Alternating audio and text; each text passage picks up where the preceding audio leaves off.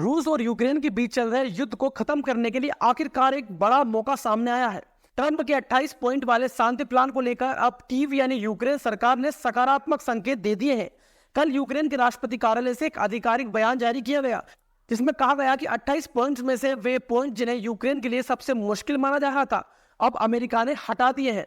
इसके बाद यूक्रेन ने कहा कि अब यह प्रस्ताव पहले से हल्का है और हम इसका स्वागत करते हैं। यूक्रेन का कहना है कि हम इस समझौते में शामिल हो रहे हैं, इसका मतलब ये नहीं है कि वे हार मान रहे हैं, बल्कि वे एक ऐसे रास्ते की तलाश में हैं जो इस लंबे युद्ध को खत्म कर सके। क्योंकि असली सच ये है कि युद्ध 2022 के मार्च महीने में ही खत्म हो सकता था, लेकिन वो मौका निकल गया। अब युद्ध 3 साल से भी ज्यादा खिंच चुका है और दोनों तरफ भारी जान माल का नुकसान हो चुका है।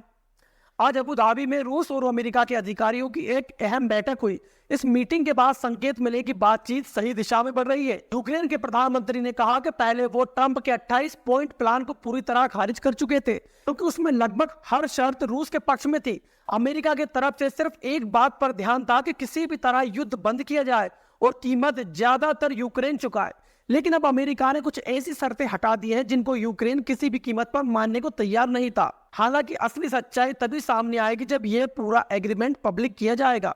इस बीच रूस ने पूर्वी यूक्रेन में अपने हमले काफी तेज कर दिए हैं और यही वजह है कि यूक्रेन पर बातचीत का दबाव लगातार बढ़ रहा है। अब आइए समझते हैं कि यह पूरा युद्ध किस तरह बढ़ता गया और शांति वार्ता कब कब लगभग सफल होने वाली थी।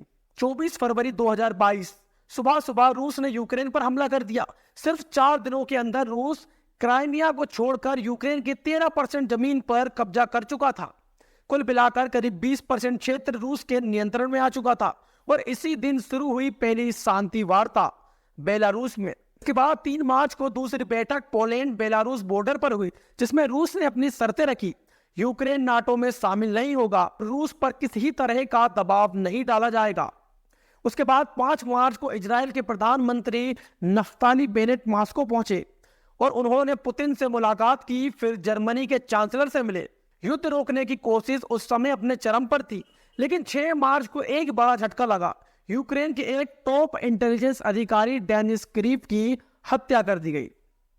उन पर आरोप था कि वे रूस समर्थक है और शांति वार्ता को आगे बढ़ा रहे हैं। उनकी हत्या के बाद ये सवाल खड़ा हो गया कि क्या यूक्रेन के अंदर कुछ ताकतें शांति नहीं चाहती थी।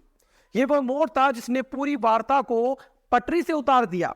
इसके बाद 10 मार्च को तुर्की में रूस और यूक्रेन के विदेश मंत्री आमने सामने मिले।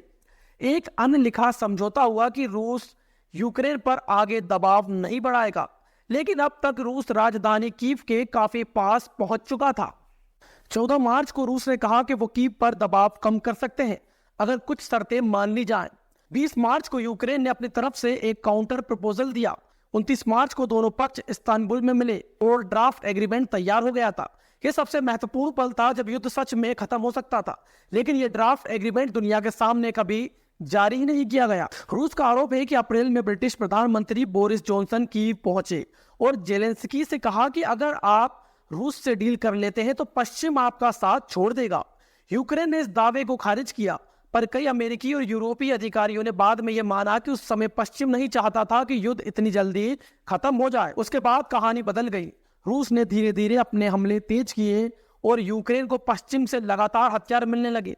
युद्ध लंबा खिंचता चला गया और अब 3 साल बाद वही बात फिर से शुरू हो रही है, जहां मार्च 2022 में खत्म हुई थी, यानी कि शांति वार्ता की। पर फर्क बस इतना है कि अब यूक्रेन आर्थिक रूप से टूट चुका है, सैन्य ताकत काफी कमजोर हो चुकी है और रूस लगातार जमीन पर आगे बढ़ रहा है। ऐसे में यह समझौता शायद यूक्रेन की मजबूरी बन चुका है। आने वाले कुछ हफ्तों में तस्वीर और साफ होगी कि ये 28 पॉइंट समझौता रूस यूक्रेन युद्ध को वाकई खत्म करेगा या सिर्फ एक और असफल कोशिश बनकर रह जाएगा।